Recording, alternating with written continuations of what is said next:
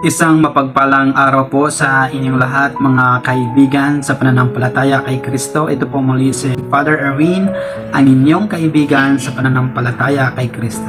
Ngayong araw po sa ating mabuting balita ay pinaalalahanan tayo ng ating Panginoon na kapag tayo gumagawa ng mabuti o tumutulong tayo sa ating kapwa, sa mga taong nangangailangan, ay sikapin natin na huwag pakitang tao lamang.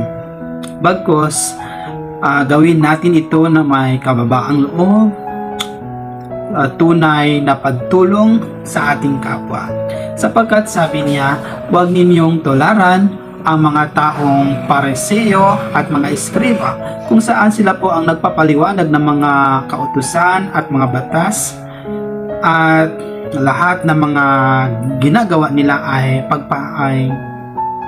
dapat sila po ay gagawa, pero pinapagawa nila sa ibang tao. At yung mga tao na yon ay nahihirapan dahil kahit mga daliri ng mga Pariseo at Eskriba ay hindi gumagalaw para tulungan ang mga taong nangangailangan.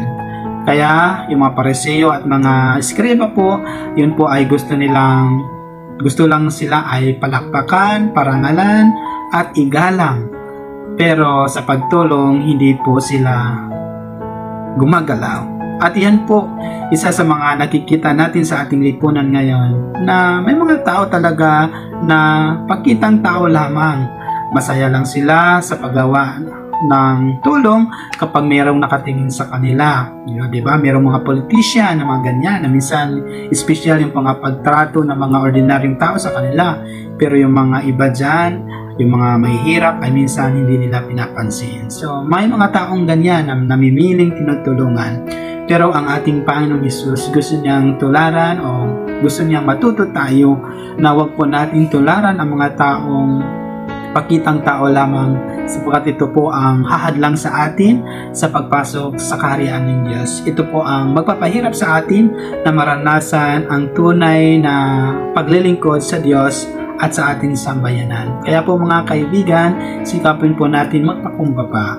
Tanggapin natin ang biyaya ng Diyos sa pamamagitan ng kababaang loob, sa pamamagitan ng paglilingkod, tunay na paglilingkod sa mga taong nangangailangan. Dahil kapag tunay po tayo naglilingkod na may kababaang loob, hindi po tumitigil ang Panginoon sa pagbibigay sa atin ng grasya na kailangan natin sa araw-araw. No? Panalangin po natin ang ating mga sarili na sana po lagi po tayong biyayahan ng grasyang nagbibigay sa atin ng kapayapaan at tunay na kaligayahan. At sa ganun, ma-recognize po natin ang presensya ng Diyos sa ating buhay at meron po tayong pusong bukas na tulungan ang mga taong nangangailangan. Pagkatiwala po natin ang ating mga sarili sa ating mahal na ina na si Maria. So yan po ang kunting paalala, sikaping huwag pakitang tao lamang ang paggawa natin ng mabuti sa ating kapwa.